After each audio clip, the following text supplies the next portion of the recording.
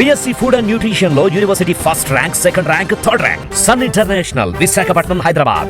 నమస్తే, తెలుగు వన్ న్యూస్కి స్వాగతం. నేను గోపికృష్ణ. మనతో అప్సాన్ రాయేష్ గారు, ప్రముఖ రాజకీయ సామాజిక విశ్లేషకులు ఉన్నారు. రాయేష్ గారు నమస్కారం.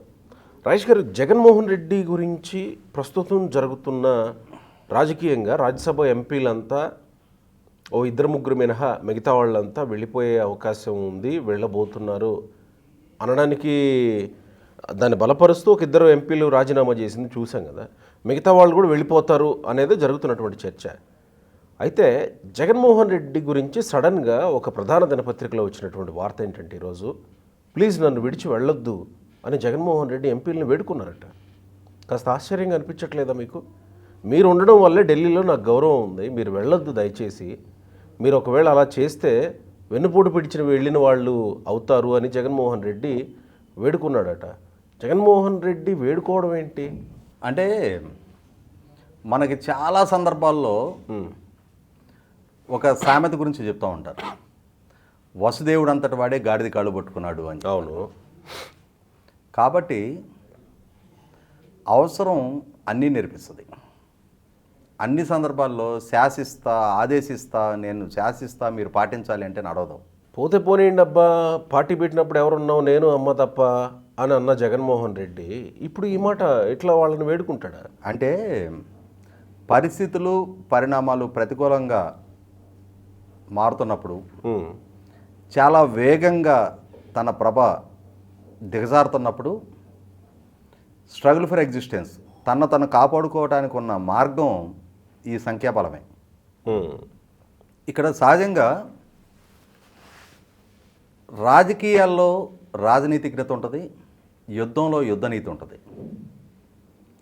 కొంతవరకు యుద్ధనీతి రాజకీయాల్లో కూడా వర్తిస్తుంది.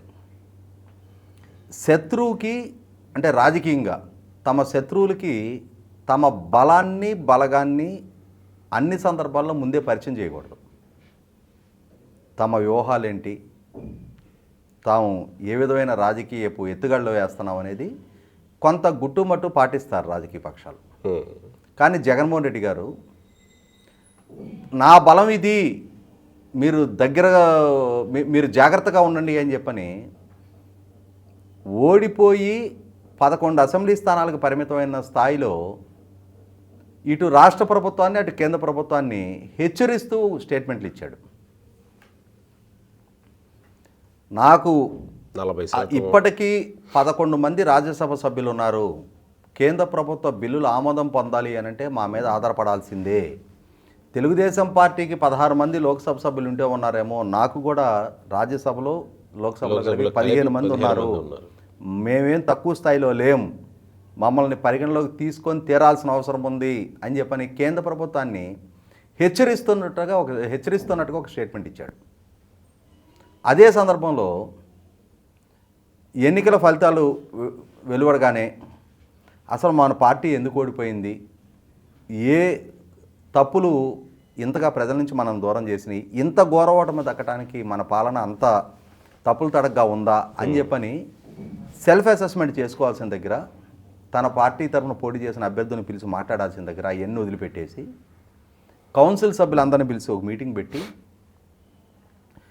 నా బలగం మీరే, వాళ్ళకి అసెంబ్లీలో మెజార్టీ ఉందేమో కానీ కౌన్సిల్లో మనకే మెజార్టీ ఉంది, నా నమ్మకాన్ని మీరే కాపాడాలి, ఈ ప్రభుత్వాన్ని మీరే ఇరుకుని పెట్టాలి అంటే ప్రభుత్వ బిజినెస్ స్మూత్గా జరగకుండా అడ్డుకోవాలి అని చెప్పనే ఒక లక్ష్యాన్ని నిర్దేశించాడు వాళ్ళకి. అంటే ఇక్కడ స్టేట్ గవర్నమెంటు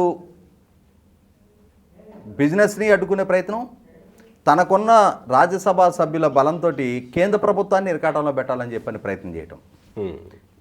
అంటే కేంద్ర ప్రభుత్వానికి ఇటువంటి వార్నింగ్ ఇవ్వటం ద్వారా, మీరేదో చంద్రబాబు నాయుడు ఇప్పుడు కొత్తగా మీకు మద్దతుదారుడిగా వచ్చాడు అని చెప్పని మీరు చంద్రబాబు నాయుడు మాటలు వినేసి నా కేసులు ఏమన్నా వేగవంతం చేస్తారేమో సుమా, మా చిన్నాన్న కేసు ఏమన్నా ఇప్పుడు మా చెల్లెలు డాక్టర్ సునీత అడుగుతున్నట్టుగా నా వరకు, నా భార్య వరకు తీసుకొస్తారేమో సుమా, మీరు అయ్యేం చేయడానికి వీల్లేదు, మీకు కేంద్రంలో మీ బిల్లులు ఆమోదం పొందాలంటే నాకున్న 11 మంది సభ్యుల బలం అవసరం మీకు అని చెప్పని ఒక ఇండైరెక్ట్ వార్నింగ్ ఇచ్చే ప్రయత్నం చేశాడు.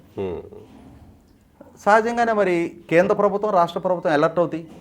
ఓహో, ఇతని వ్యవహార శైలి ఇలా ఉందా, ఇతను ఆ డిస్ట్రక్టివ్ రాజకీయాన్ని కొనసాగించడానికి సిద్ధపడుతున్నాడా, ప్రభుత్వాన్ని ఇరకాటంలో పెట్టే ప్రయత్నం చేస్తున్నాడా, అవసరమైతే మనకి సంక్లిష్ట పరిస్థితులు సృష్టించే ప్రయత్నం చేస్తున్నాడా. సో ఇతను ఎట్లా కట్టడి చేయాలి. ఎందుకు నెల రోజుల నాడు ఎన్నికైన ప్రభుత్వాన్ని రద్దు చేయండి, రాష్ట్రపతి పాలన విధించమని చెప్పని డిమాండ్ చేశాడు ఢిల్లీ వెళ్ళి. అవును, అంటే ప్రజాస్వామ్యాన్ని గౌరవించట్లా, ప్రజల తీర్పును మన్నించట్లా. ఎంత వేడివేడిగా వాళ్ళు దిగిపోవాలి, మళ్ళీ నేను ఎప్పుడు రావాలన్న ఆదుర్దాన్ని కనపరుస్తూ ఉన్నాడు. సో అటువంటప్పుడు ఇతన్ని డిఫ్యూజ్ చేయాలి. ఇతని బలగం అని చెప్పని ఫీల్ అవుతున్న దాన్ని అతని బలహీనతగా మార్చాలంటే ఏంటి కారణం, అంటే ఉన్న మార్గం ఏంటి, వాళ్ళలో ఏం లుకలుకలు ఉన్నాయో ఆలోచన చేద్దాం. ఉంటాయి సహజంగానే, ఇప్పుడు బయటపడతా ఉన్నాయి. ఎమ్మెల్సీలు వరుసపెట్టి రాజీనామాలు చేస్తూ ఉన్నారు, రాజ్యసభ సభ్యులు రాజీనామా చేస్తూ ఉన్నారు. మరి ఇక బతినాడికి ఏం చేస్తాడు. ఇప్పటి వరకు దశాబ్ద కాలం పైగా బెయిల్ మీద ఉన్నారు. రేపు 23వ తారీఖుకి 11 సంవత్సరాలు పూర్తవుతుంది బెయిల్ దక్కి. కేసుల విచారణ వ్యక్తిగత హాజరు నుంచి మినహాయింపు పొంది 5 సంవత్సరాలు దాటిపోయింది. 3500 సార్లు వాయిదాలు తీసుకున్నారు. ఇప్పుడు వ్యక్తిగత హాజరు నుంచి మినహాయింపు రద్దవడానికి ఆస్కారం ఉందేమో, కేసుల విచారణ వేగవంతం అవుద్దేమో. మరి గతంలో తాను ముఖ్యమంత్రిగా ఉన్న రోజున ముఖ్యమంత్రిగా చంద్రబాబు నాయుడు గారు తీసుకున్న నిర్ణయాల ప్రాతిపదికగా కేసులు నమోదు చేశాడు. ఇప్పుడు మరి తన మీద ఎన్ని కేసులు నమోదవుతాయో, ఎటువంటి ఇబ్బందికర పరిస్థితులు ఎదుర్కోవాలో, వీటన్నిటి నేపథ్యంలో అవన్నీ ఈ రాజ్యసభ సభ్యులు, ఎమ్మెల్యేలు, ఎమ్మెల్సీలో ఆలోచిస్తారని జగన్మోహన్ రెడ్డి ఆలోచించలేదా? అంటే మామూలుగా మనం చాలా యూజువల్గా గమనించేది పేకాట ఆడేటప్పుడు ఎదురాడికి ఈ కార్డులు కనపడకుండా మొక్కలు ఇట్లా పట్టుకుంటాడు. వీడి చేతిలో ఏం మొక్కలు ఉన్నాయో ఎదురాడికి కనపడకూడదు. కనపడితే వాడి వ్యూహం మారిపోద్ది, వీడికి అవసరమైన కార్డులు లేడు. ఓకే, దీంట్లో కూడా ఏం చేస్తారు ఆ ప్రత్యర్థులు, వీడు పెట్టుకున్న కళ్ళజోళ్ళలో కనిపిస్తుంటాయి. అవి చూసి ఓహో వీడి దగ్గర ఈ కార్డులు ఉన్నాయి, ఈ మొక్కలు వేయకూడదని చెప్పని వాడు వ్యూహాత్మకంగా ఆడుతూ ఉంటాడు. అంటే రాజకీయాలు కూడా అంతే కదా, నీ బలం ఇది, నీ బలం ఇది అని చెప్పని నువ్వే డిస్క్లోజ్ చేసావు. కౌన్సిల్లో నా బలం ఉంది, రాజ్యసభలో నా బలం ఉంది, వీళ్ళని అడ్డుపెట్టి ఇక్కడ రాష్ట్ర ప్రభుత్వాన్ని, కేంద్ర ప్రభుత్వాన్ని ఇబ్బందుల పాలు చేస్తా, నా మాట వింటారా, నాకు సహకరిస్తారా లేదా అని చెప్పని బెదిరించే ప్రయత్నం చేశావు. ఓహో నీ బలగం ఇయ్యా, సరే వీటికి కత్తిరేస్తే నీ తోక కత్తిరించి సున్నం పెట్టినట్టే ఇక అని చెప్పి డిసైడ్ అయ్యారు. ప్రభుత్వాలు ఉన్నాయి, అధికారం ఉంది, యంత్రాంగం ఉంది, రాజకీయం ఉంది, సహజంగానే జరిగిపోతుంది ప్రక్రియ.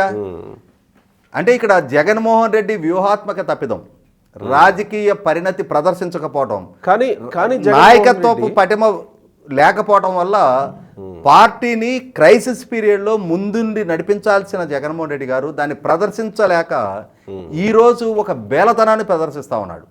ఇవాళ ప్రాధేయపడుకునే స్టేజ్కి దిగజారాడు. జగన్మోహన్ రెడ్డి హీరో కదా, రాజు కంటే బలవంతుడు మొండివాడు అని చాలా సందర్భాల్లో ఆ సినిమాల్లో కూడా ఏవో డైలాగులు, ఆడు కడపోడండి అని ఒక డైలాగ్ ఒకటి. నేను అదే చెప్తున్నా, పరిస్థితులు పరిణామాలు వికటించిన రోజు అసలు సిసల నాయకత్వపు లక్షణం బహిర్గతం అవుతుంది. ఇవాళ 11 మంది శాసనసభ్యులు దక్కితే నాకు ప్రతిపక్ష హోదా ఇస్తే గానీ సభకు హాజరు కాను అని జగన్మోహన్ రెడ్డి గారు భీష్మించి కూర్చున్నాడు. అదే సందర్భంలో ఉన్న 23 శాసనసభ్యుల్లో నుంచి 4 వైసీపీ వైపు ఫిరాయించితే మిగిలిన 19 మందిలో 18 మందిని సస్పెండ్ చేసిన రోజు కూడా ఒంటరిగా చంద్రబాబు నాయుడు గారు అసెంబ్లీలో నిలబడి ప్రభుత్వాన్ని నిలదీశాడు. క్రైసిస్లో నాయకత్వ పటిమని చంద్రబాబు నాయుడు గారు ప్రదర్శించారు. 11 మంది శాసనసభ్యులు, 4 లోక్సభ సభ్యులు, 11 మంది రాజ్యసభ సభ్యులు, కౌన్సిల్లో మెజారిటీ, పంచాయతీ సర్పంచ్ నుంచి జడ్పీ చైర్మన్ దాకా అన్ని స్థాయిల్లో వైసీపీ నాయకత్వం ఉన్నా కూడా అసెంబ్లీకి వెళ్ళి సభలో నిలబడి మాట్లాడే ధైర్యాన్ని జగన్మోహన్ రెడ్డి ప్రదర్శించలేకపోయాడు. అది జగన్మోహన్ రెడ్డికి ఉన్న నిస్సహాయత. ఆ నిస్సహాయత వల్లే ఇవాళ ప్లీజ్ మీరు నన్ను వదిలిపెట్టి వెళ్ళొద్దు అని చెప్పని బతిమలాడుకునే పరిస్థితికి ఆయన దిగజారాడు.